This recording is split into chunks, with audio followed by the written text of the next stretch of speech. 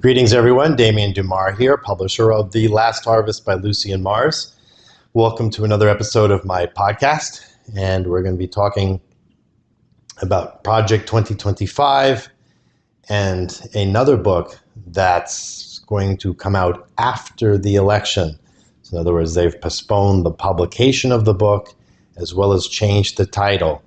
But I managed to find a copy of the original title that has not been scrubbed from the internet yet. We're going to take a look at it. It's going to be pretty exciting.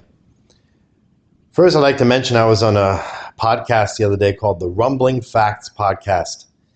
And the host of the podcast did a little bit of a dirty trick where after the interview was recorded, whenever I spoke about Project 2025, he flashed a whole bunch of quote-unquote news articles or sources on the screen that attempted to disprove what I was saying about Project 2025. So the right thing to do would have been to counter my statements about Project 2025 live on the air, or I would have had a chance to defend them, but I didn't get that chance. So what I'm going to do is I'm going to play that section of the 2-hour 1 minute and 55 second interview that I did with him, and I'm going to respond to what he put on the screen. In a way, it's not a big deal because this podcast was uploaded 8 days ago and only got 12 views. However, on principle, this is something that needs to be addressed. So let's listen to where there was a bit of a problem. The words of your leaders. Exactly. And Smart your move. leaders saying that over and over that they intend to reduce the population by 90%. Yeah, Agenda 21, the New World Order. Agenda 21, Project 2025, which is now in the news. So you see, the moment I mentioned Project 2025, The year 2025 is very, very... The moment that I mentioned Project 2025, he flashes all of this information on the screen. And I'm going to temporarily expand it so you can see what the information is. So this over here, I can't make out what that says. And here it says Project 2025 is entirely independent from the Trump campaign. I have to decrease the size of my video here so you can see it. And it doesn't recommend the extremist proposals the left pretends it does. Weinrich continued, this whole news cycle is fake news at best. And here's one, it says Heritage Foundation Public Relations Director Noah Weinrich feels the left is using Project 2025 to distract voters. And he says that the left is lying, that that Project 2025 is connected to President Trump. And over here we have it, that Harris campaign admits to lying about Project 2025. And here we have myths versus facts about Project 2025. And one of them says ban contraception and complete ban on abortions without exception. So this has all been thrown up there. So I want to address these claims, which are completely inaccurate. First of all, let's talk about this idea that abortions are not going to be banned under Project 2025. So here I have the whole 922-page document, and here on page 39, we have a statement that conservatives in the states and in Washington, including in the next conservative administration, should push as hard as possible to protect the unborn in every jurisdiction in America. In particular, the next conservative president should work with Congress to enact the most robust protections for the unborn that Congress will support. Okay? So now ask yourself, conservatives in the states and in Washington, meaning on the federal level, that's what it means, should push as hard as possible to protect the unborn in every jurisdiction in America. Now, how would you do that unless you had a nationwide abortion ban? It is true that nowhere in Project 2025 does it explicitly say we are going to do a nationwide abortion ban. However, it does say here that on the federal level, not just on the states, like Trump likes to say, oh, we send it back to the states where it belongs. Nope, here they are saying in the document that even on the federal level, which is what in Washington means, that they should push as hard as possible to protect the unborn in every jurisdiction in America. Then it says, in particular, the next conservative president should work with Congress to enact the most robust protections for the unborn that Congress will support. That leaves it very open to interpretation. And as I pointed out in other podcasts, if I type the word abortion here into the search bar, there are 199 references to abortion in this document. There's an absolute obsession with abortion. Let's take a look at some other statements here. We go to page 488, and here we talk about on the bottom here, it says, because liberal states have now become sanctuaries for abortion tourism, Health and Human Services should use every available tool, including the cutting of funds, to ensure that every state reports exactly how many abortions take place within its borders, at what gestational age of the child, for what reason, the mother's state of residence, and by what method.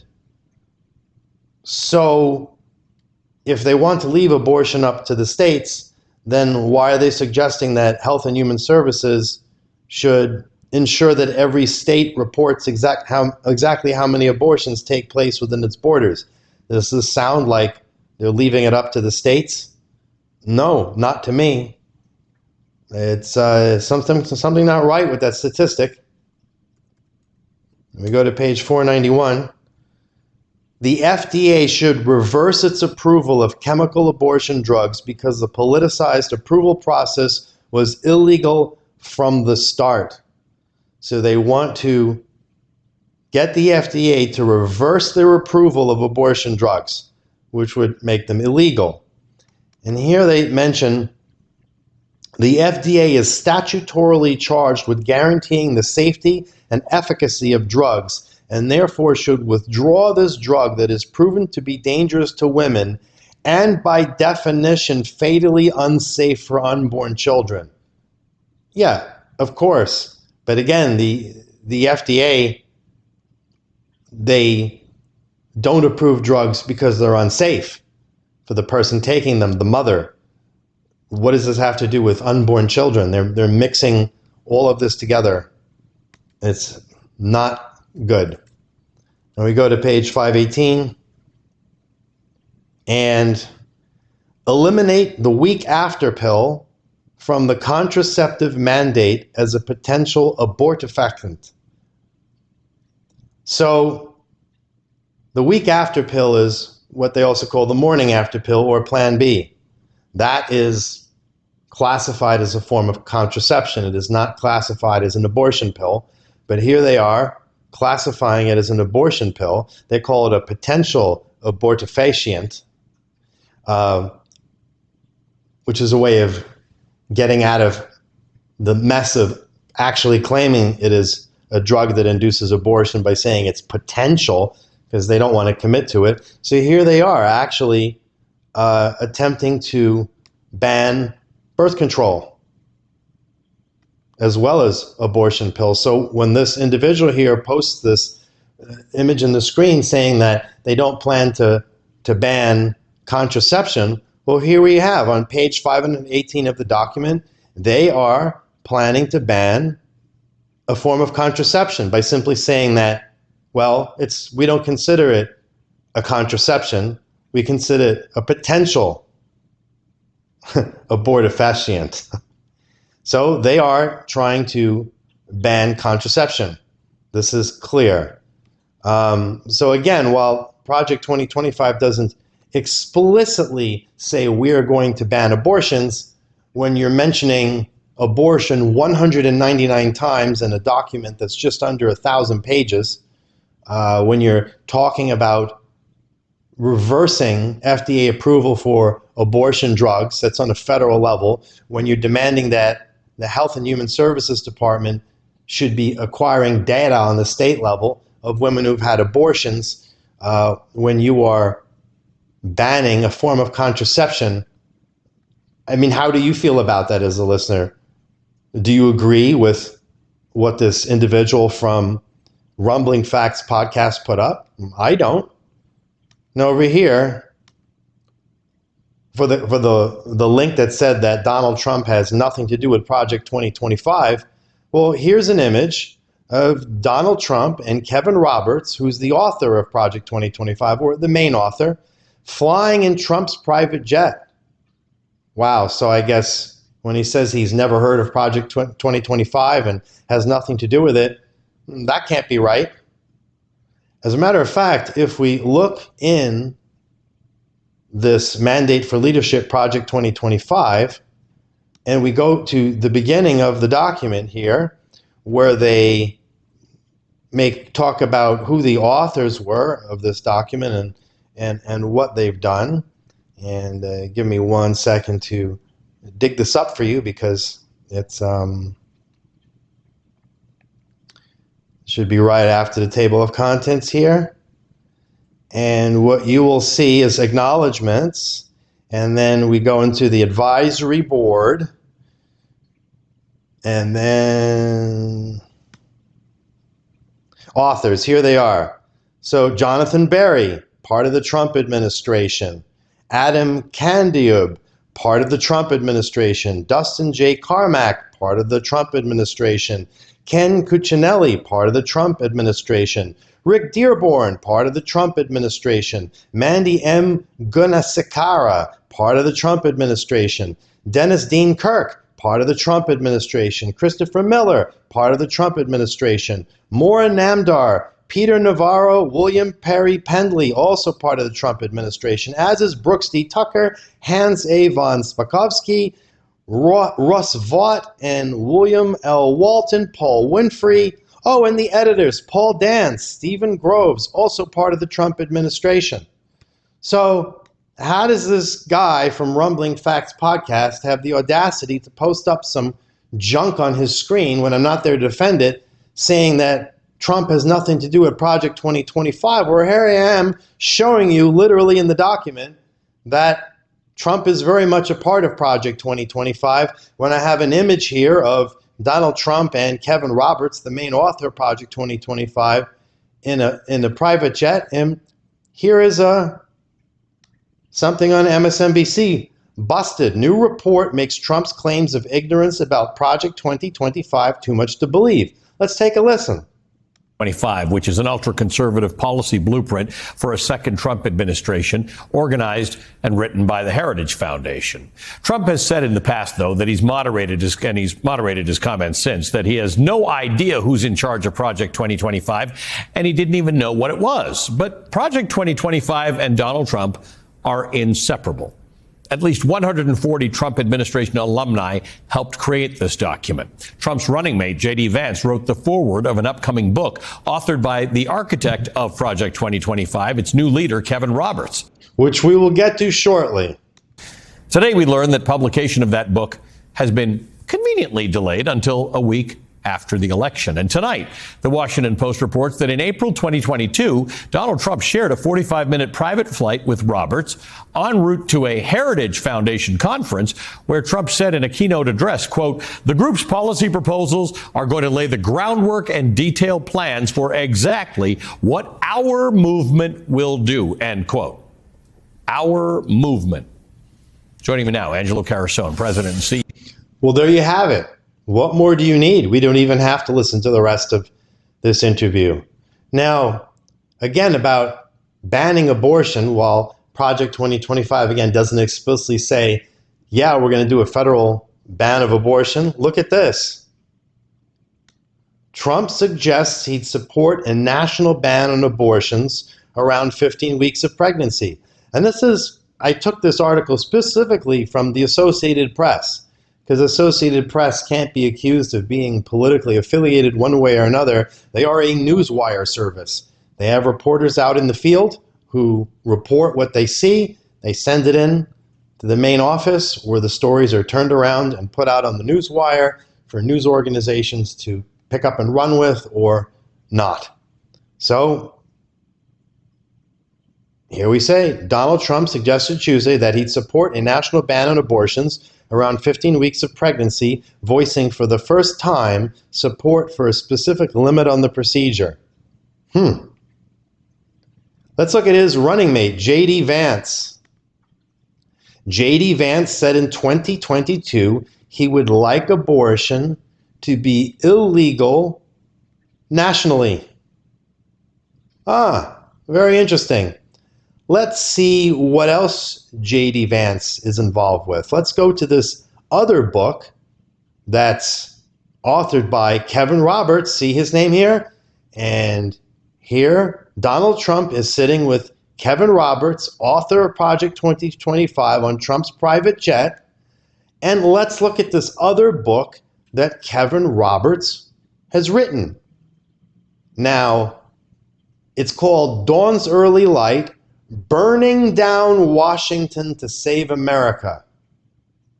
Now, this title, from what I understand, has been changed, and the publication of this book has been delayed until after the election. I wonder why. Let's take a look at it, because it's actually hard to find images of this book cover on the internet. It must have been scrubbed by Google, and only on Walmart was able to find it. So let's read a summary of what it's about. It says, Heritage Foundation president and historian Kevin Roberts calls for a political revolution, not an election, a revolution, explaining why the elite always win, but also how we can finally overthrow today's incarnation of the ruling class. Now, what's interesting is Project 2025, also authored by Heritage Foundation president and historian Kevin Roberts, over and over makes references to communism, cultural Marxism, wokeism. Well, overthrow the ruling class? That sounds pretty communist and Marxist to me. Does it not? I don't see how else it could sound. Now, beyond the divide between Republicans and Democrats, there exists a more significant dichotomy: the uniparty versus the American people. What on earth is the uniparty? Have you ever heard of it? There are Republicans, there are Democrats, there are libertarians. There's even a communist party. But I've never heard of a uniparty. What is that? I don't know. Does anybody know what that is? It sounds like they made it up. They might as well have called it the Unicorn Party, because it doesn't exist. Oh, now he explains what this mythological uniparty is. It's comprised of members from both major political parties. So it's members of both, and they espouse beliefs that are out of touch with the values of ordinary citizens. They have pushed endless wars. I don't believe that this imaginary party has pushed endless wars, nor this cabal of individuals. I could easily make the argument that religion has pushed endless wars. That's historically verifiable, easy to prove. What else have they done? They've pushed centralized government in American life. Well, last I looked, we don't have a centralized government. We have city, municipal governments. We have state governments. We have federal governments. We have three different branches: an executive, a legislative, and a judicial. I'm not aware of any centralized government. And they've claimed our interests are somehow aligned with those of the globalist elites. Worst of all, they truly believe the backward notion that freedom and stability are luxuries for the enlightened. Again, I don't know what he's talking about. What evidence is there for this? In contrast, the majority of Americans prioritize winning wars worth fighting. It's a meaningless statement. Do the majority of Americans prioritize winning wars that are worth fighting? Who determines if a war is worth fighting? This is nonsense propaganda. Revere family as the center of American life. I don't believe there's any evidence of that. Some people may revere family as the center of American life. I don't know if you can say that the majority of Americans revere family as the center of American life. They probably don't. Then emphasize local scale action. No idea what he's talking about. And maintaining freedom and stability for all. Well, how can you have freedom and stability for all if you have an emphasis on local scale action, or you wish to bring about a Christian fascist theocracy as is evidenced in the actual text of Project 2025? As a matter of fact, when I was on this podcast, this individual from the Rumbling Facts podcast, this host over here, when he was talking about Project 2025, he was very clear to avoid this simple fact, which I would have stated to him. And that simply is, I got the wrong page here. On page 46, listen to this. This is what the author of Project 2025, that is also the author of this book over here, Dawn's Early Light, Kevin Roberts, this is what he has to say. He says, the Declaration of Independence famously asserted the belief of America's founders that all men are created equal and endowed with God-given rights to life, liberty, and the pursuit of happiness. It's the last, the pursuit of happiness, that is central to America's heroic experiment in self-government. Let's look further at what he considers the pursuit of happiness. When the founders spoke of pursuit of happiness, what they meant might be understood today as, in essence, pursuit of blessedness. What is this guy talking about? What they meant might be understood. Yeah, it might be. It also might not. I'm pretty sure that's not what they were talking about. And this is just so ridiculous. Pursuit of blessedness. Well, what does that exactly mean? So he goes on, that is, an individual must be free to live as his creator ordained, to flourish. Okay, our Constitution grants each of us the liberty to do not what we want, but what we ought. Our Constitution does not say anything about we have the liberty to do what we ought. He clearly hasn't read the Constitution and doesn't care about the Constitution because he wants to get rid of it. Now, what is it that we ought to do? This pursuit of the good life is found primarily in family, marriage and children, Thanksgiving dinners, and the like. Well, maybe he's speaking for himself, but how can he possibly speak for all Americans? That this is how they define the pursuit of happiness. And then he goes on here to really put the final nail in the coffin.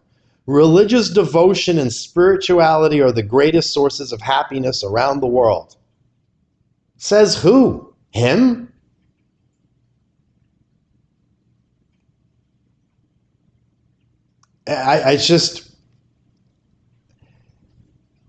What this individual from Rumblings Facts podcast, who of course has never read Project 2025, although he claims in this interview that he's an expert on Trump because he has been researching him for 15 years, which is ridiculous. You have not been researching the man for 15 years. How old are you anyway? You can't be over 30. So what, you've been researching him since you were 15 years old? And it doesn't even make sense. I've been researching him. Maybe you've been following stories about him in the news, but this idea that you've been researching him for 15 years doesn't make much sense. And what this host doesn't seem to realize when he talks about the things that he talks about is that what Project 2025 is advocating is a rejection of the constitutional idea of separation of church and state. And what I just read to you is a core example of this, where the author of Project 2025 is literally putting words into the founder's mouth with respect to the Declaration of Independence. What they meant might be understood. No, it's not understood. That's his understanding. And he's probably not playing with a full deck. He is, well, weird. Let's take a look at this here. What else does he say? In short, Americans yearn for a return to a normal America. Doesn't define what that is. He clearly wants to go back in time. Does that include returning to slavery? Does it return to a time when women didn't have the right to vote? What exactly does that mean? A yearn for a return to normal America. He goes on, in Dawn's Early Light, Kevin Roberts argues that if a nation is ruled by a uniparty at the top, which it isn't, which precludes the whole argument, it must be destroyed and replaced. So the nation and the party at the top, this imaginary unicorn party, must be destroyed and replaced. With what? He goes on, so should the institutions that sustain the uniparty's power. Okay, what are they? We should agree as a society to put an end to every Ivy League college. What's wrong with Ivy League college? What is the difference between an Ivy League college and any other college? Why would we as a society agree to put an end to every Ivy League college? That sounds weird. Oh, we also want to put an end to the FBI. Why on earth would you want to put an end to the FBI?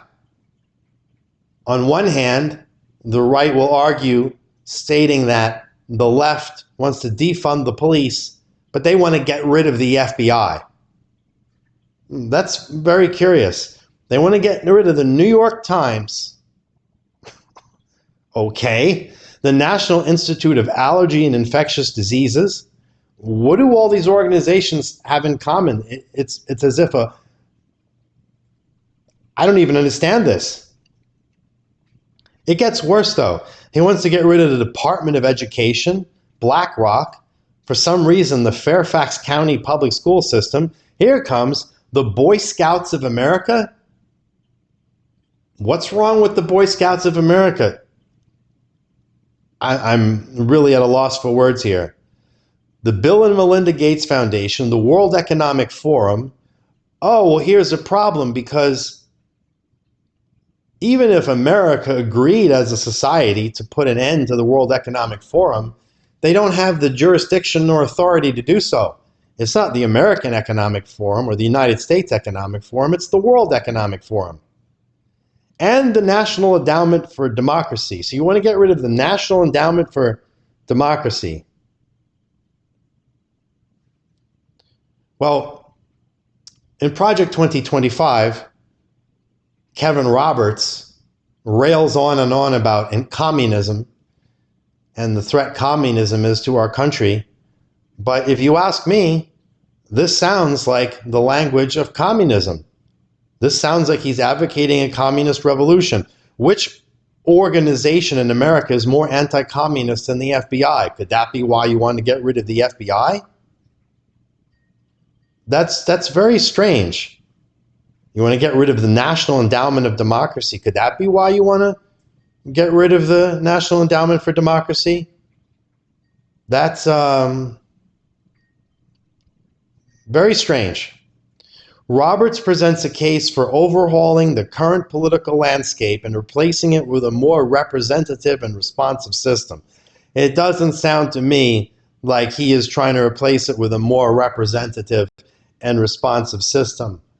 This sounds like a literal communist revolution. Dawn's Early Light challenges Americans to reconsider the prevailing dynamics in the United States and offers a bold vision for the country's future. Yeah, a communist revolution is a pretty bold vision. It is a must-read for every citizen seeking a deeper understanding of the forces shaping American politics and potential paths forward. And who wrote the foreword to this book? Foreword by J.D. Vance. Oh boy. We're beginning to see the pattern here between Kevin D. Roberts of Project 2025, Donald Trump, and J.D. Vance. They're all on the same page. And what is that page? Bring about a Christian fascist theocracy, get rid of the Constitution. This is what they advocate. It's in all of their writings. So on one hand, they talk about the threat of the left, but what they're promoting here sounds exactly like communism to me. Overthrow the ruling class, get rid of the FBI, get rid of the National Endowment for Democracy. And as far as this unicorn party he keeps talking about, it doesn't exist. Where does it exist? We don't know. Never heard of it before. As a final bonus, we have an article here. Trump brags about MAGA takeover of Georgia election board. And there have been more stories since this article was published 4 days ago about how the Georgia Board of Elections is already trying to reopen investigation into voter fraud from the last election. So they are basically foreshadowing what is to come. So when Trump says over and over that, don't worry about votes, we have enough votes, we don't need any more votes. When he says, Christians, come out and vote, this is the last time you'll have to vote, because from then on we'll have it fixed. Now you know why. Because what will happen is, even if Kamala Harris wins, Georgia or some other state is going to say, oh, I smell fraud, and it's going to end up being kicked up the legal system to the Supreme Court, where Trump has stacked it in a pro-Trump supermajority that has already granted him immunity, and they will hand him the election, and it's going to be a repeat of basically Bush versus Gore. And for those of you who have read The Last Harvest, below here by Lucien Mars, you understand that they are a myriad of executive orders in place, that at any time, for any reason, Trump can declare a state of emergency, martial law, suspend elections, take away all your rights, and make himself a dictator until the end of his days. See, if you vote for Kamala and you don't like her, in 4 years you can vote for somebody else. But vote for Trump, it's a vote for Trump forever. It's a vote for Project 2025. It's a vote for getting rid of the Constitution. It's a vote to merge church and state. It's a vote to create a Christian fascist theocracy. It's a vote to create and effect a communist revolution and take over this country. So think about it. The election is not even 3 months away. Get out there and vote. At least half the country doesn't vote. I think this is time for them to get registered, get out there and vote against Trump. Vote for Kamala. Because otherwise, what you're voting for is the end of this country as we know it. So on that note, I will see you on the next podcast. Thank you for being here and tuning in.